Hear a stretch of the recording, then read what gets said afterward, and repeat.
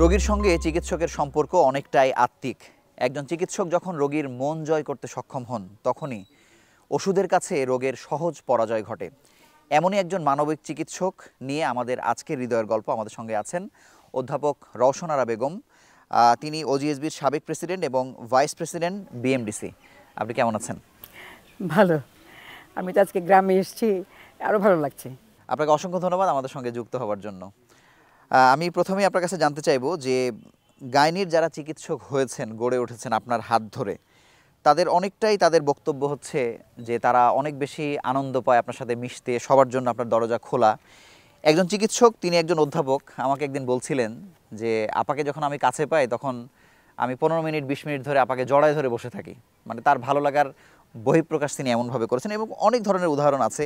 মানে এই দরজাটা এত সহজ কেন, খোলা কেন?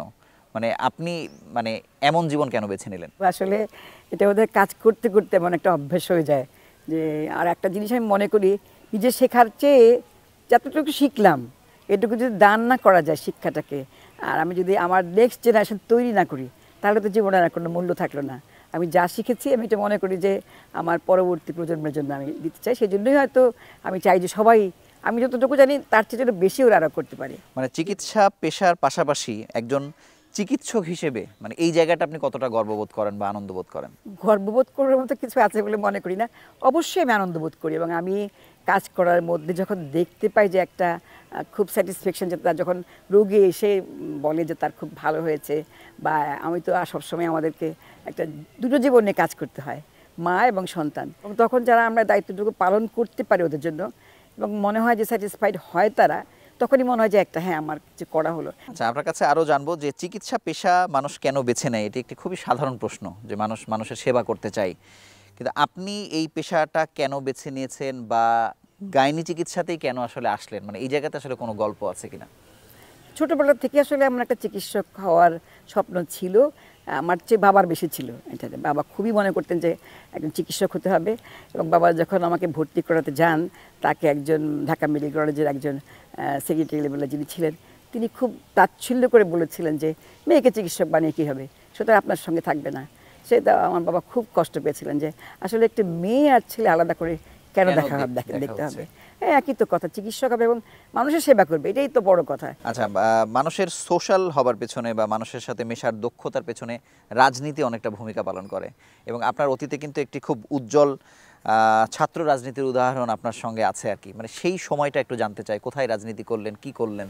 আসলে আমরা ছোটোবেলা থেকেই, আমার বাবা একটু সেই সময় থেকে তিনি আমার স্বদেশী আন্দোলন করে এসেছিলেন, ঢাকার প্রথম প্রেস প্রতিষ্ঠা করেন, এবং সেই সময় আমি দেখতাম যে সেই বামপন্থী রাজনীতিরা এখানে মিটিং করতেন, আসতেন, এবং ছোটোবেলায় আমার বাবা আমাদের দুই বোনকে ছোটোদের রাজনীতি একটা বই দিয়েছিলেন পড়তে, এবং সেই থেকেই একটা কথা বলতেন সবসময়, মানুষ হতে হবে, তোমাকে মানুষের মতো, এইটা একটা ভিতরের মধ্যে সবসময় নাড়া দিত। আমরা মাননীয় প্রধানমন্ত্রীর সাথে আপনার রাজনীতির অধ্যায়টা একটু জানতে চাই।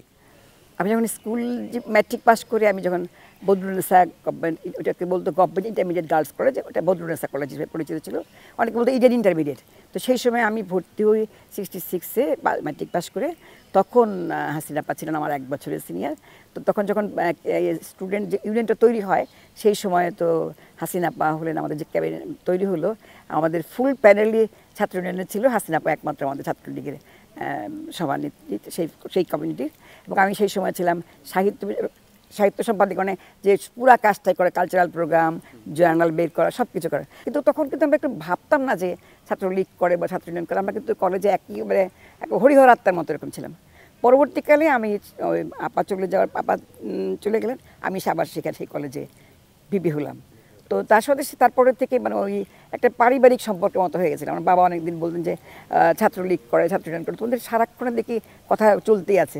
মানে ওই সময় মাননীয় প্রধানমন্ত্রী যে দায়িত্বে ছিলেন বা তখনকার কোনো স্মৃতি আপনার মনে আছে কিনা, খুব উজ্জ্বল কোনো? হ্যাঁ, আমরা তো একটা হলো কালচারাল উইকটা যে হয়, এত সুন্দর করে একটা কালচারাল উইক, সেই সময় তো আমরা যে কে কী করবে না করবে অনেক আমরা প্ল্যান তৈরি করতাম কীভাবে একটা কালচারাল উইককে ঠিক করা যায়। এবং সেই সময়ে সবচেয়ে কঠিন ছিল যে মুনায়েম খান ছিল সেই সময়, রবীন্দ্রসঙ্গীত বন্ধ করে দেওয়া হবে, কোনো কবিতা পড়া যাবে না। যেমন একটা কবিতা ছিল, সকালে উঠে মনে মনে বলি, সেটাকে বলে ফজরে উঠে আমি দিলে দিলে করে ফেলি, এটা বলা হলো।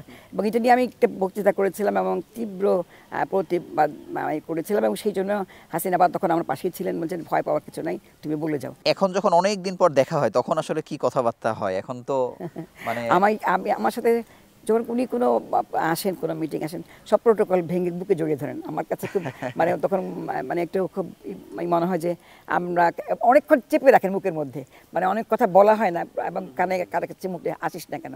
আমরা ছোট্ট একটু বিরতি নিয়ে আবার আলোচনায় ফিরছি।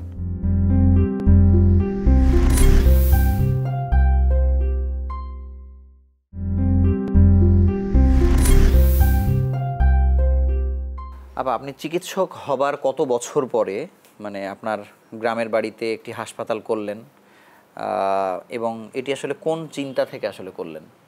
চিকিৎসক হয়েছে যে আমি 74-এর লাস্টের দিকে, 75-এ আমার ইন্টার্নশিপ শেষ হলো, 76 আমি তো ঢাকায় চলে এসে আজিমপুর ম্যাটারনিটি হসপিটালে জয়েন করলাম। কিন্তু এরপর পোস্ট গ্রাজুয়েশন করতে হচ্ছে আমাকে। তো পোস্ট গ্রাজুয়েশন করার পরে 83-তে পোস্ট গ্রাজুয়েশন করার পরে আমি আসলে যাওয়া শুরু করি, রোগী দেখা শুরু করি 88 থেকে। রেগুলার গ্রামে গিয়ে আমি রোগী দেখতাম। রোগী দেখতে দেখতে একটা পর্যায়ে মনে হলো যে অনেক রোগী আমি ফেলে আসি, মানে ধরো একটা বাচ্চা মেয়ে আসছে, তার এত বড় একটা টিউমার পেটে দেখলাম, বা অন্য একটা মার একটা খারাপ অসুখ ছিল, আমি এগুতে পারলাম না। তো এইসব চিন্তা থেকে আমি খুব চেষ্টা করলাম যে তখন মাত্র প্রাইভেট ইনস্টিটিউশন মানে প্রাইভেট ক্লিনিক করা শুরু হয়েছে মানিকগঞ্জে। তো আমি তখন একটা আমাদের ইউনিয়ন কাউন্সিলের একটা কেন্দ্র ছিল আমার বাড়ির সঙ্গে লাগানো, খালি পড়ে থাকে দেখি। তো আমি তখন ওইখানে মেয়র যিনি ছিলেন তার বাড়ি, এখন বর্তমানে যিনি এই কিছুদিন আগে স্বাস্থ্যমন্ত্রী যারা যিনি ছিলেন তার বাড়ি ওইখানে। তো তার বাবাকে আমি বললাম যে আমি ইউনিয়ন কাউন্সিলের এটা দিয়ে বসি, একটা হসপিটালের মতো করে। তো সেটা সম্ভব হলো না। পরবর্তীকালে আমি চিন্তা করলাম একটা হাসপাতাল করা দরকার, কিন্তু আমার তো সেই পরিমাণ আবার অর্থও নাই। সেটা চিন্তা করে তো আমি তো আমার ভাইদেরকে বললাম যে আমাকে একটা ছোটোখাটো জমি কিনে দাও, তাহলে আমি যেন একটা হসপিটাল আস্তে আস্তে তৈরি করতে পারি, কারণ আমার তো নিজস্ব পয়সা থেকে, আমার প্র্যাকটিসের পয়সা থেকে করতে হবে। তখন আমার ভাইয়েরা সবাই মিলে ঠিক করলো, যে ভাই বোনেরা বললো না, তুমি একদম পৈতৃক ভিটাতেই করো, পরিবারের সবাই মিলে আমরা ট্রাস্টি বোর্ডের মেম্বার থাকবো। আমরা 9 ভাই বোন ছিলাম, 6 ভাই 3 বোন, প্রত্যেকে ট্রাস্টি বোর্ডের মেম্বার হয়ে এটা করার পরে আইনগত দিক ঠিক করে পরবর্তীকালে এই একদম যেখানে আমার জন্ম, যে ভিটায় আমাদের 4টা ঘর ছিল, তো সেইখানে আমি আস্তে আস্তে শুরু করলাম যে করা যেতে পারে। কারণ খুব কষ্ট পাচ্ছিলাম আমি দেখে, যে আমি হয়তো এমনি রোগী দেখে আসলাম, কিছু ওষুধও নিয়ে গেছিলাম, যখন ফিরে আসতাম তখন আমার খারাপ লাগতো যে এদের আমি কিছু ব্যবস্থা করতে। এই থেকে এই এত বছরে এখন কতগুলো অনুষঙ্গ আসলে যোগ হয়েছে, বা প্রতি মাসে কি টাকা দিয়ে রোগীরা সার্ভিস পায়, বা আপনাকেও কতটুকু ভর্তুকি এখন দিতে হচ্ছে? আসলে এটা তো লম্বা ইতিহাস, যে আমরা 2000-এ শুরু করলাম, 2001-এ যে হসপিটাল তৈরি হলো, তখন তো একদম গ্রামের লোকেরাই ঠিক করে দিল 10 টাকা ভিজিট প্রথমে। তারপর আস্তে আস্তে বললাম 10 টাকা ভিজিট আসলে ঠিক না, 20 টাকা ভিজিট করতে হবে। তো 20 টাকা ভিজিট শুরু হলো। এবং যখন প্রথম দিন আমি অপারেশন শুরু করলাম, তখন আমার সঙ্গে যারা উদ্বোধনীতে গিয়েছিল সার্জেনরাও ছিল, বলো না আপা আমরাও এখানে অপারেশন করব। আমার এটা আসলে মাথার মধ্যে ছিল না। তখন দেখি যে না, অনেক সার্জেনরা বলে যে আমরা সপ্তাহে একদিন আসি বা একসঙ্গেই আসি শুরু করি। তো আমরা শুরু করলাম সব ফ্রি দিয়ে আমরা করা শুরু করলাম। তখন সবাই আবার সার্জেনরাই বললো যে এটাও সম্ভব, টিকবে না বেশি দিন, সব যদি ভর্তুকি আপনি টাকা দিয়ে করেন সেটাও টিকবে না। তখন আস্তে আস্তে ঠিক করেছি, ঠিক আছে অপারেশনের কিছু অংশ মানে যেটা আমাদের খরচ লাগে সেইটুকু দিবে, মেডিসিন কিছু আমরা জোগাড় করে দিই, আমরা ডাক্তাররা কেউ পয়সা নিচ্ছে না। কিন্তু একই সঙ্গে আমরা শুনেছি যে আপনি ওখানে ট্রেনিংও করান, বা যারা ট্রেনিং আসলে হয় কি, যে তখন ডাক্তারদের একটা পোর্শন ছিল যে অনেকেই হয়তো পোস্ট গ্রাজুয়েশন করেছে বা করবে, তাদের ভালো ট্রেনিং হয় নাই, তারা হয়তো একটা অপারেশন করতে অ্যাসিস্ট করতে পারে নাই বা জানে না, তারা একটা টিম করে বললো যে আমরা বাই রোটেশনে আমরা আপনার সঙ্গে যাব। আমরা 9 জনে যেতাম একটা মাইক্রোবাসে করে। তো তখন একটা টিম হলো যে এরকম বাই রোটেশনে তারাও একটু ট্রেনিং গ্রহণ করবে এরকম। তো তারা ওই যে প্রত্যেকটা অপারেশনে অ্যাসিস্ট করতে আস্তে আস্তে তারাও একটু হাতটা পাকা হলো। এবং তারপরে হঠাৎ করে একবার অস্ট্রেলিয়ান একটা টিম বাইরে থেকে আমাকে নক করে বললো যে আমরা এখানে অনেক প্রোল্যাপস কেস, মানে যেগুলা জরায়ু বের হয়ে আসা, এটা আমি তো প্রথম দিকে ওখানে গিয়ে আমার এতদিনের এত অভিজ্ঞতার মধ্যেও এটা আমি এরকম পাই নাই, মানে একদম পোকা ধরে গেছে জরায়ু, এরকম আমি কেস পেয়েছিলাম প্রথম দিকে। তো আমার খুবই দুঃখ লাগতো যে আমি কী করতে পারি। তখন ও হঠাৎ করে, আমি জানি না কীভাবে পরিচিত হলাম, উনি বললেন, উনি একটা টিম নিয়ে এসে বললেন যে আপনার ওখানে আমরা করতে চাই এবং টিম পাঠাতে চাই। ওরা এটাকে আরও মডিফাইড ওয়েতে কীভাবে অপারেশন করা যায় সেটা ঠিক করলো। এবং ওখানে তারা 2 সপ্তাহ করে থেকে কয়েকবার 3 বারের মতো হবে 2 সপ্তাহ করে থেকে আমাদের বহু ডাক্তারকে, আমার মনে হয় প্রায় শখানেক ডাক্তার হবে তাদেরকে ট্রেনিং দিয়েছে। আপনার মতো যারা সিনিয়র চিকিৎসক আছেন বা সার্জন আছেন, অনেকেই এখনও এই বয়সে এসে খুঁজছে যে কিছু একটা করা দরকার। ব্যক্তিগতভাবে সার্ভিস দেওয়ার থেকে এরকম একটা সেন্টার যদি যে যার গ্রামে যদি করে, এটা আসলে মানে কতটা বেশি প্রসারিত হয়, কত বেশি মানুষ আসলে এখান থেকে সেবা নিতে পারে, আপনার অভিজ্ঞতা থেকে জানতে চাই। এটা তো আমি সবসময় সব জায়গায় বলি যে আসলে এটা আমাদের মধ্যে যারা এখন আছেন, আমরা মনে হয় প্রায় 100 জন ডাক্তার, 100 জন বিশেষজ্ঞ এরকম হবে, যারা ইচ্ছা করলেই কিন্তু এই 64টি জেলায় তারা তাদের নিজস্ব জায়গায় করতে পারেন। এবং তারা এইটা আসলে খুব ডিফিকাল্ট হয় মাঝে মাঝে যে ওখানে লোক বল রেখে করানোটা, এবং আমাদের প্র্যাকটিসে যে ধারা চলে আসছে তাতে খুব স্বেচ্ছাপ্রণোদিত হয়ে কাজ করা, এটা একটু ডিফিকাল্ট হয়, কিন্তু চেষ্টা করলে পারা যায়, করতে গেলে পারা যায়। আপনাকে অসংখ্য ধন্যবাদ। আমরা ছোট্ট একটি বিরতি নিয়ে আবার আলোচনায় ফিরছি।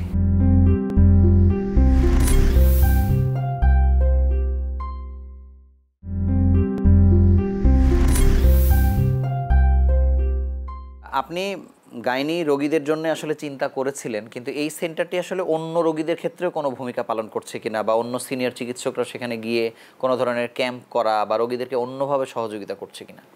হ্যাঁ, আমাদের এখন তো সার্জেনরাও যাচ্ছে সেখানে, আমাদের ইউরোলজি ডাক্তাররাও যাচ্ছে। যেমন আমরা যেহেতু ডায়ালাইসিস হয়, ফিস্টুলা করার জন্য চিকিৎসকরা যাচ্ছেন সেখানে। আর এমনি মেডিসিনের ডাক্তাররা তো চিকিৎসা দিচ্ছেন সেখানে, অ্যাজমা রোগী থেকে শুরু করে হার্টের যে কোনো সাধারণ ক্যাম্প কিন্তু অনেকবার হয়েছে। হার্টের ডাক্তাররাও ওদিকে ক্যাম্প করেছেন, এবং বর্তমান যিনি স্বাস্থ্যমন্ত্রী সামন্তলাল সেন, তিনিও কিন্তু ওখানে গিয়ে আমাদের ক্যাম্পের আমরা অ্যানাউন্স করেছিলাম ঠোঁটকাটা তালুকাটা রোগী, এবার প্রায় 3-4 বার আমার ওখানে গিয়ে ক্যাম্প করে রোগী দেখে আসছেন, অপারেশন করেছেন। একটু ব্যক্তিগত প্রসঙ্গে আসবো, যে আমরা শুনেছি যে কিছুদিন আগে আপনি আপনার হাজব্যান্ডকে হারিয়েছেন আর কি। উনি হঠাৎ আসলে কিভাবে বা চলে গেলেন, বা মানে এটা আপনার মানে শূন্যতার জায়গা বা বন্ধহীন হওয়া, মানে এই অনুভূতিটা একটু আপনার কাছে শুনতে চাই। আসলে তো মানে একটা একসঙ্গে থাকা প্রায় 48 বছর একসঙ্গে কাটানো, এবং আমাদের আসলে সম্পর্কটা একটু অন্যরকম ছিল।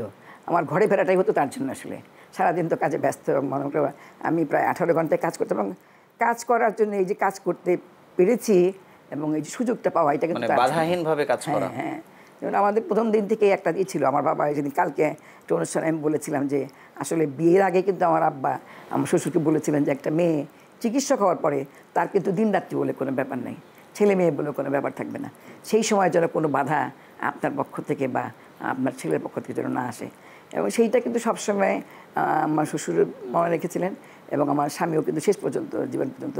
এবং কোনো দিনই তার একটা একটু কষ্ট হতো মাঝে মাঝে যে খাচ্ছি না, দেরি হচ্ছে, সেগুলো নিয়ে তার মাঝে মাঝে আক্ষেপ ছিল, কিন্তু তারপরেও যে এগিয়ে যাওয়া, কাজ করা, এগিয়ে যাওয়া, পরিবেশন করা, তারপরে যে এগিয়ে যাওয়া, কাজ করা, এটার মধ্যে কোনো আমি কখনোই বাধা ফিল করি নাই। উনি পদে ছিলেন, ল কমিশনের চেয়ারম্যান ছিলেন বাংলাদেশে। উনি তো প্রথম দিকে আইনজীবী ছিলেন, হাইকোর্টে জয়েন করলেন, এবং উনি বিভিন্ন ছাত্র জীবনে ছাত্র আন্দোলন করে এসছেন, তারপরে ট্রেড ইউনিয়ন করেছেন, তারপরে বামপন্থী রাজনীতি করেছেন, এবং পরবর্তীকালে জেলখানায়, আমার বিয়ের পরপরই প্রায় 3 মাস পরে জেলখানা যান, 6 মাস কারাবরণ করেন, তারপরে বেরিয়ে আসেন। তারপরে উনি ঠিক করলেন যে এখন রাজনীতির পাশাপাশি পেশাগত জীবনটাও বেছে নেওয়া। উনি ঢাকায় এসে হাইকোর্টে জয়েন করলেন আইনজীবী হিসেবে, পরবর্তীকালে উনি বিচারপতি হন। আপনার একমাত্র মেয়ে এখন কোথায়, কি আছে, কি করছে? আমার একমাত্র সন্তান, সে ডাক্তার, বাংলাদেশ থেকে সে ডাক্তার হয়েছে, পরবর্তীকালে তার স্বামী ইঞ্জিনিয়ার, সে আমেরিকাতে, সে ওখানে মাস্টার্স করেছে, এবং তারপর জন্য সে ওখানে আমেরিকাতেই বর্তমানে সেটেল। সে ওখানে এমডি করেছে ইন্টারনাল মেডিসিনে। তারও 2 বাচ্চা, এক ছেলে এবং এক মেয়ে। ছেলে এখন ইউনিভার্সিটিতে, মেয়ে ক্লাস 7-এ। নাতিদের নিয়ে আপনার জীবন, আপনি মাঝে মধ্যে তো যান সেখানে, সময় কাটান? মাঝে মধ্যে যে ওরাও আসে, যেমন আমার মেয়ে একমাত্র, সে ভাবলো যে বাবা নেই, মা একা ঈদ করবে, সেও এসেছিল 5 দিনের জন্য আমার সাথে সঙ্গ দিয়ে গেল।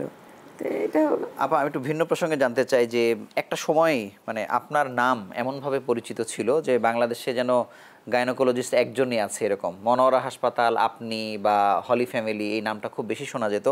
কি মনে হয় যে বাংলাদেশের গাইনি সেবাটা আসলে প্রসারিতই বা কতটুকু হলো, বা এখনও কোন চ্যালেঞ্জগুলো আপনারা যুদ্ধ করে যাচ্ছেন আসলে বাস্তবায়নের জন্য? না, চ্যালেঞ্জ তো আসলে একটা সময় ছিল যে আমরা বাইরে গেলেও থাকলেও 90% ডেলিভারি বাড়িতে হতো, প্রায় 500 জন মাদার আছে, প্রায় 1 লক্ষ ডেলিভারি হতে গিয়ে। তো এই যে একটা সময় ছিল আমরা পার করেছি, মনে হতো যে একবারে এই যে কথা বলছি 20 মিনিট একজন মা মারা গেছেন, এটা সব জায়গায় বলতাম, আল্লাহ 1 ঘন্টার মধ্যে তার 3টা মা মরে গেল, এইটা একটা মানে ভয়ঙ্কর মানে মনে হতো নিজেদের কাছে। পরবর্তীকালে আমরা অনেকগুলো ধাপ পেরিয়ে আসছি, ইমার্জেন্সি অবস্থাতে কেয়ার করলাম, আস্তে আস্তে সিএসবি তৈরি হলো, অনেক কমিউনিটি স্কিল বার্থ অ্যাটেন্ডেন্ট তৈরি হলো। মনে করলাম যে গ্রামে গঞ্জে এরা ছড়িয়ে পড়লে বোধহয় আমাদের মায়েদের মৃত্যুর হার অনেকটা কমে আসবে, বা আমরা শূন্য পর্যায়ে নিয়ে আসবো, বা মাদেরকে একেবারে যে প্রাতিষ্ঠানিক ডেলিভারি যেটা হসপিটালে আসবে গ্রাম পর্যায়ে, সেইটা কিন্তু আমরা এখনও পর্যন্ত আনতে পারিনি। আমাদের ব্যর্থতা কিন্তু অনেক কাজ হয়েছে। এবং বাংলাদেশে যে স্বাস্থ্যসেবার অবস্থা, যেমন কমিউনিটি ক্লিনিক থেকে শুরু করে ইউনিট পর্যায়ে, ডিস্ট্রিক্ট উপজেলা পর্যায়ে, ডিস্ট্রিক্ট পর্যায়ে, তারপরে হসপিটাল, টারশিয়ারি লেভেলে, এই স্ট্রাকচারটা খুব সুন্দর। কিন্তু আমাদেরও মনে হয় যে আমাদের আরও অনেক কিছু করার আছে। আমরা ওন করি না যে আমাদের এটা করাই দরকার। আমি একই সঙ্গে বলতে চাই যে একজন চিকিৎসকের কিন্তু 3টা রোল, তিনি গবেষক, তিনি চিকিৎসক, আবার একই সঙ্গে তিনি শিক্ষক। মানে এই এক রোলে, মানে একজন ব্যক্তি 3 রোলে যে বেস্ট হওয়া, আমাদের অনেকে এরকম উদাহরণ আছে, এখনও তারা আছেন।